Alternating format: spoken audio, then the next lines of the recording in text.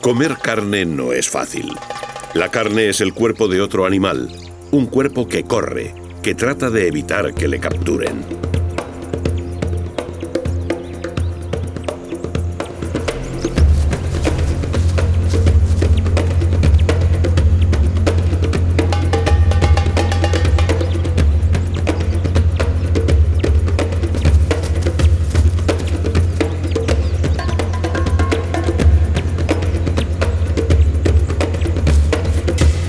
Los cazadores necesitan una gran capacidad física y cada intento es un riesgo. Los fallos son frecuentes y con cada uno de ellos el hambre aumenta y su energía disminuye.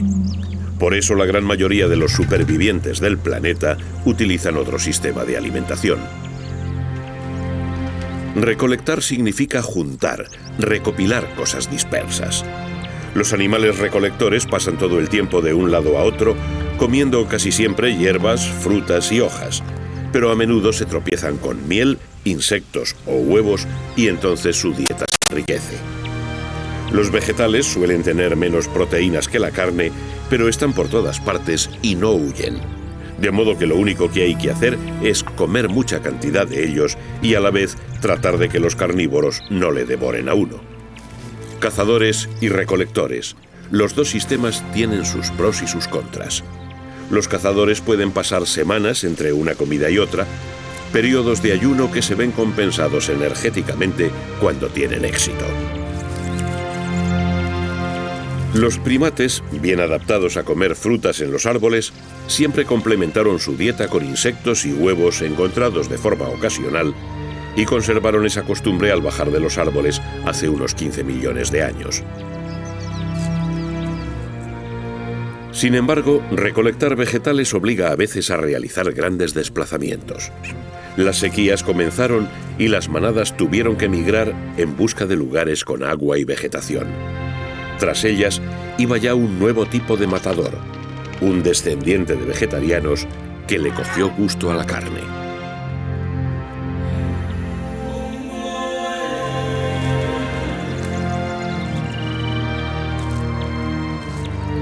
El hombre aplicó su inteligencia al servicio de la caza, inventando toda suerte de trucos para competir con los grandes carnívoros. Y como ellos, pronto se dio cuenta de que la vida del cazador es demasiado insegura y de que una población creciente de humanos no podía depender exclusivamente de la carne.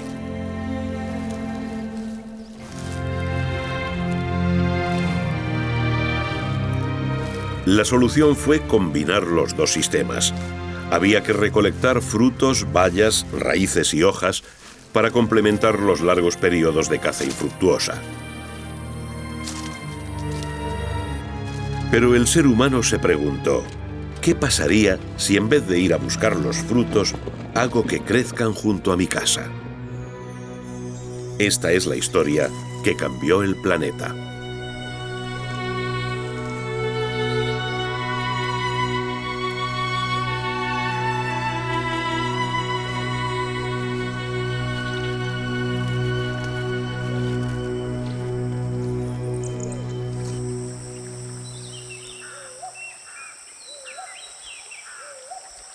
En el interior de estas selvas de la isla de Borneo vive un primate cuyos conocimientos de botánica son increíbles.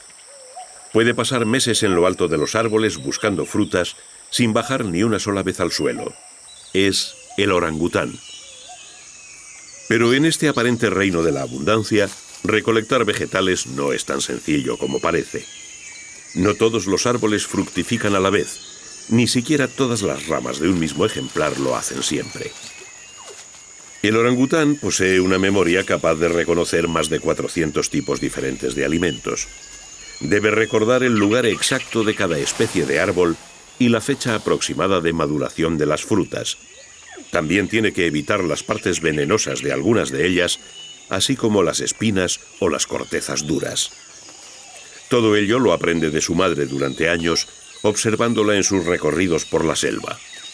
Un buen recolector, como el orangután y como nuestros antepasados simios, debe tener buena vista para reconocer los vivos colores de las frutas en la selva, mientras los carnívoros ven en blanco y negro, dando preferencia al movimiento y a la visión nocturna.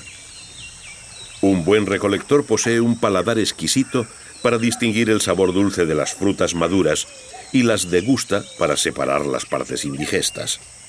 En cambio, un carnívoro traga grandes trozos de carne sin saborearlos en absoluto. Un recolector debe tener manos con dedos hábiles para pelar las frutas y sujetarse a las ramas, mientras un carnívoro prefiere las garras. Por fin, un recolector necesita un cerebro grande y eficiente para recordar cada rincón de su selva. El orangután nos enseña que mucho de lo que tenemos en común es debido a que una vez fuimos recolectores como él.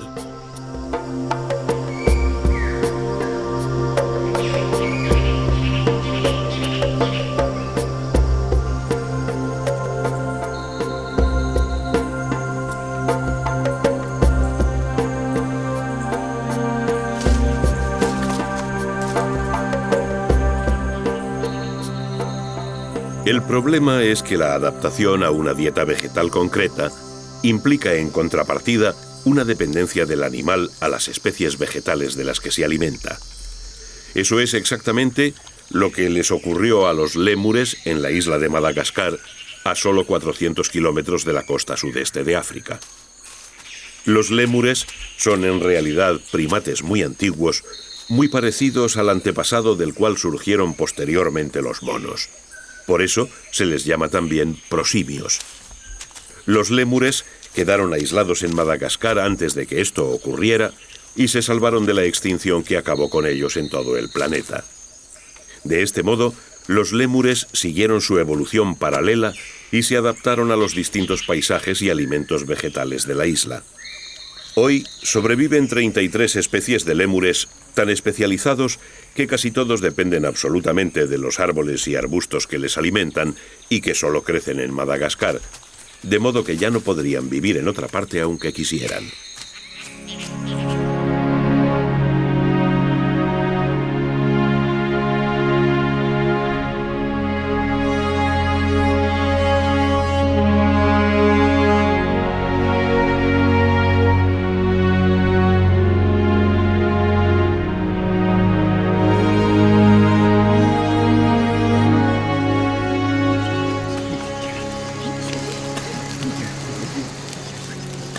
Con todas las características físicas de un primate comedor de frutas de la selva, incluido el cerebro más eficiente del planeta, el ser humano desarrolló su condición de recolector hasta límites nunca alcanzados por animal alguno. Como aún hacen hoy estos aborígenes de Australia, los humanos se convirtieron en grandes especialistas adaptados a distintos tipos de alimento, de forma que la escasez de un determinado recurso se viera de inmediato compensada por la abundancia de otro. El recuerdo y la experiencia se fueron acumulando en los clanes humanos que se extendieron por la tierra gracias a la capacidad de recolectar ya no solo alimentos vegetales, sino también los depósitos de energía que otros animales escondían en forma de miel, cera o huevos.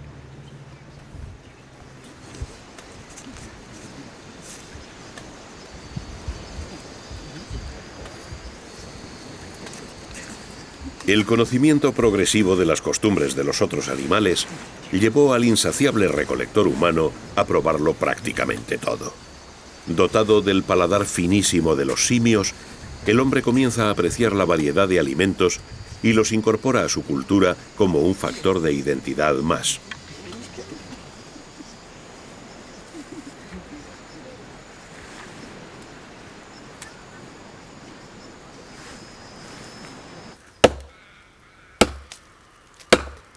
De nuevo, el progreso cultural de la especie humana va tan deprisa que en unas pocas generaciones su dominio del planeta es casi total.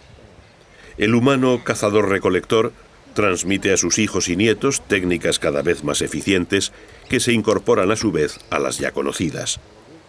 Nuestros antepasados sobrevivieron así durante unos 2 millones de años.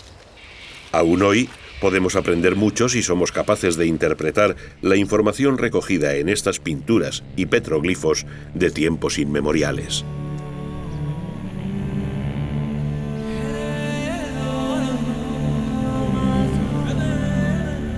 Pero mientras nuestros antepasados evolucionaban, el clima continuó cambiando y grandes extensiones de bosques fueron progresivamente sustituidas por sabanas arbustivas a las puertas del desierto. Entonces, los clanes homínidos tuvieron que enfrentarse a condiciones más duras, tal y como ocurre aún al otro lado del planeta.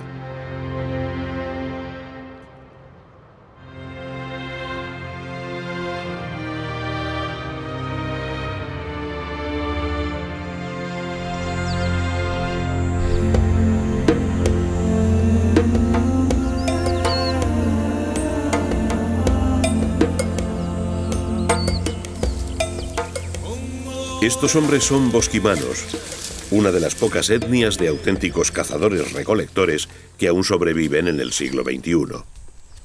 Los bosquimanos no solo son interesantes por su cultura, incluso fisiológicamente son diferentes de otros grupos humanos porque están adaptados al desierto. Su piel pardo-amarillenta tiene un aspecto arrugado debido a que carecen de grasa subcutánea. Son de baja estatura, dientes pequeños, tienen pliegues oculares y el pelo muy rizado. Solo quedan unos 50.000 de ellos, pero aún conservan gran parte de los conocimientos gracias a los cuales llevan más de 10.000 años viviendo en este desierto de Kalahari. Un 80% de su dieta es vegetal. Recolectan unas 100 especies de raíces, bulbos y nueces. Estudios antropológicos han demostrado que esta alimentación resulta sorprendentemente rica y completa y que proporciona a los bosquimanos una larga vida sin apenas síntomas de ansiedad ni inseguridad.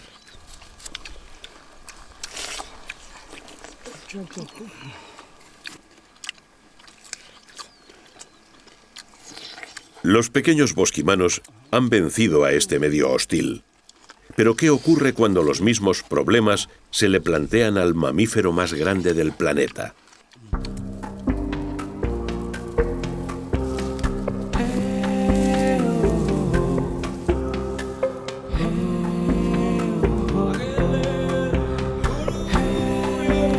Para mantener los 7.000 kilos que llega a pesar un elefante adulto a base de vegetales, hay que dedicar mucho tiempo a comer y buscar.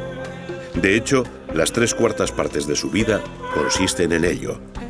Un macho grande consume diariamente unos 300 kilos de comida y otros tantos litros de agua.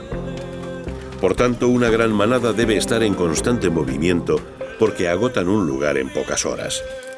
Sin embargo, gran parte de África les debe mucho a los elefantes y ello es en gran parte debido a que su sistema digestivo es muy poco eficiente. De la materia vegetal que consumen, casi el 80% vuelve a salir de ellos sin ser apenas digerida. De este modo, los nutrientes que las raíces de los árboles arrancaron en lo profundo de la tierra durante años regresan a la superficie fertilizándola. Si tenemos en cuenta que un elefante defeca unas 30 veces al día y que esparce unos 275 kilos de estiércol, veremos que no se trata de algo sin importancia. Además, transportan semillas que expulsan muy lejos de donde las ingirieron y las depositan con su dosis de fertilizante, garantizando así su germinación. Son, pues, los grandes jardineros de África. Si los elefantes deben caminar grandes distancias en busca de vegetales, al lado opuesto del planeta hay otra especie a la que tampoco le es fácil conseguirlos.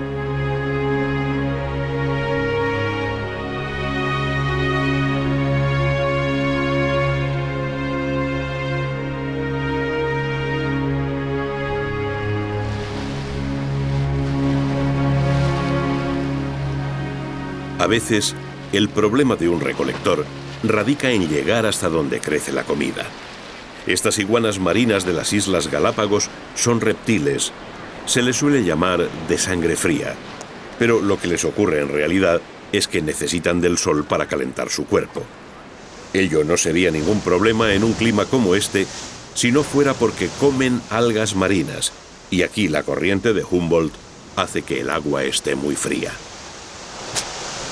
Tienen que acercarse a la zona de rompientes o entrar en el agua helada para comer. Entonces la temperatura de su cuerpo va bajando poco a poco, haciendo que sus movimientos se vuelvan más torpes y lentos.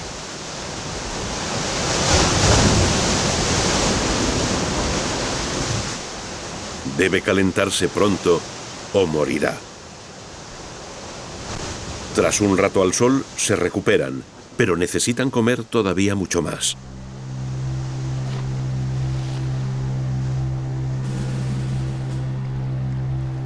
Una tras otra regresan para sumergirse en el agua fría, viéndose obligadas a nadar cada vez más lejos para encontrar las praderas de algas más nutritivas.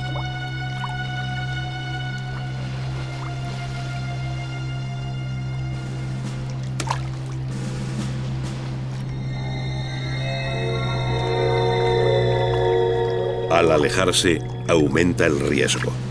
Deben iniciar el regreso con la temperatura suficiente como para poder llegar de nuevo a la orilla.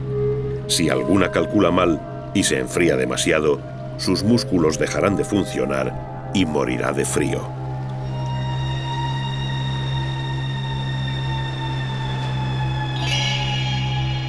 Algunos comederos resguardados del oleaje son tranquilos. Sin embargo, contienen especies de algas con menos calidad alimenticia que las zonas más batidas y oxigenadas.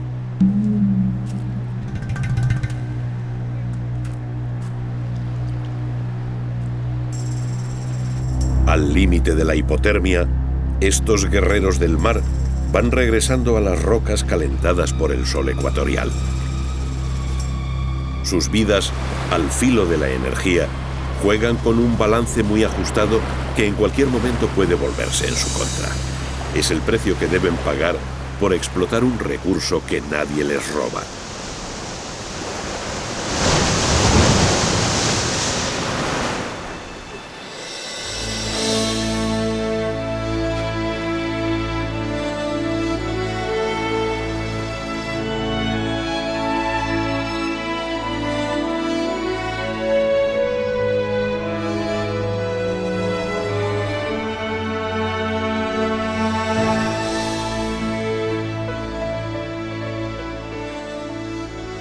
Pronto, aquel ser humano cazador-recolector dio una vuelta de tuerca más a su dominio sobre el medio y aprendió que en vez de ir a buscar los vegetales allí donde estos crecen, pasando penalidades como los elefantes o las iguanas marinas, podía plantarlos él mismo a la puerta de su casa. Un claro en el bosque, un refugio y un huerto. Estaban haciendo la agricultura y con ella el humano sedentario. Esto ocurrió hace 10.000 años y se denominó Revolución Neolítica. La agricultura como tal se originó independientemente en varias regiones del mundo y fue el primero de los grandes avances culturales que han transformado el planeta al permitir una inmensa multiplicación de la especie humana.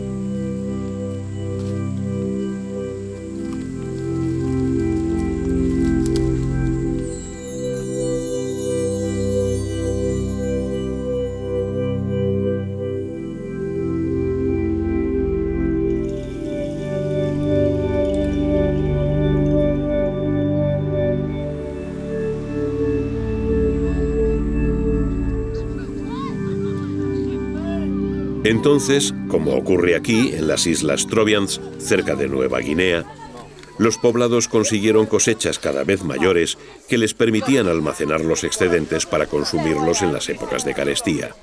El resultado fue comida segura todos los días del año. Esta es la llamada Casa del Ñame, construcción principal del poblado, donde se almacena con orgullo la cosecha anual, cuya calidad y tamaño da prestigio al clan. Los frutos son expuestos y bendecidos por el jefe espiritual del poblado.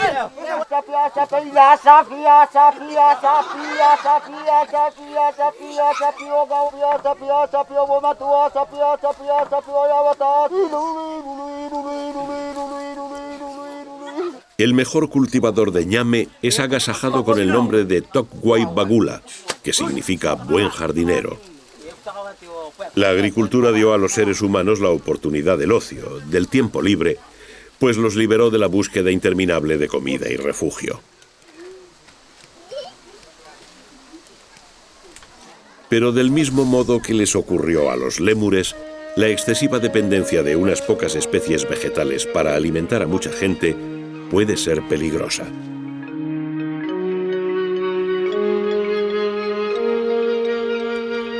Hoy en día más del 99% de los alimentos del mundo son vegetales, y de ellos el trigo, el arroz y el maíz representan el 80%. Nos hemos especializado en apenas 3 especies.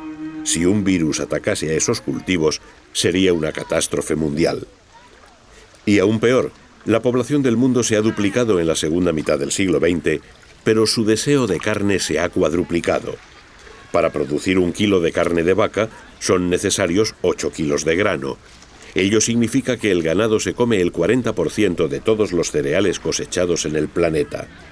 Lo que empezó siendo un éxito evolutivo de los primates, la diversificación de la dieta, no debería ahora derivar en un empobrecimiento de especies por causa del monocultivo y la economía globalizada. Todo se desequilibró cuando empezamos a vender y la ecología se convirtió en economía.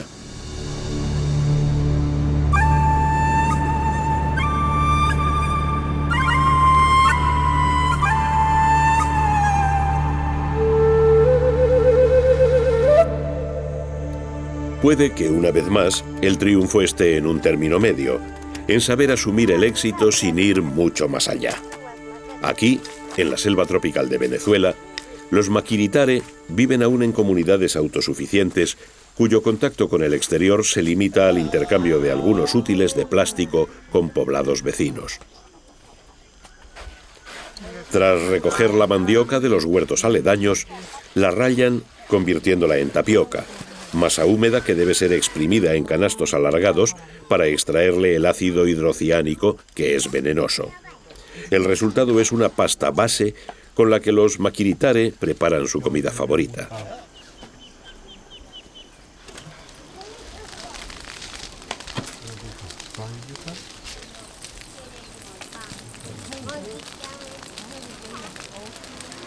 Se trata del denominado cazabe, o pan de la selva, una torta tostada que constituye la base de su alimentación. En este punto se produce un paso más en la evolución cultural del humano recolector. Desde el momento en que el fruto recolectado comienza a ser progresivamente más manipulado, nace la cocina, la gastronomía, la reunión de la familia y el clan alrededor de un fogón por encima del simple hecho de una ingesta. La comida entonces se convierte en un acto social que refuerza los vínculos. Tanto es así que prácticamente ninguna cultura humana del planeta celebra un acto de importancia sin su correspondiente banquete.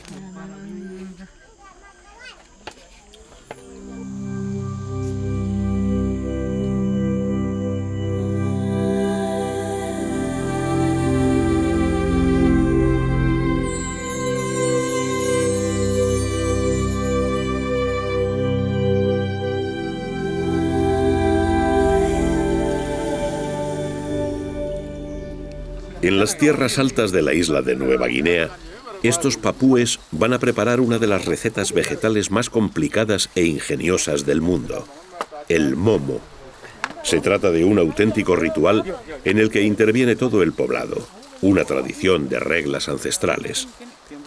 Plátanos dulces, calabazas, maíz, ñame, patatas y otros vegetales locales se introducen por capas en una gran olla express fabricada en un agujero con piedras y hojas de platanera. Aquel sentido del gusto que servía a nuestro pariente el orangután para distinguir las frutas maduras nos produce ahora el inmenso placer de los sabores, tras millones de años de evolución biológica y apenas unos miles de progreso cultural. Ningún carnívoro puro disfrutaría así con la comida. Solo los descendientes de un antiguo linaje de simios recolectores son capaces de apreciar sutilezas, aromas y matices como estos. A veces, sobrevivir tiene compensaciones inesperadas.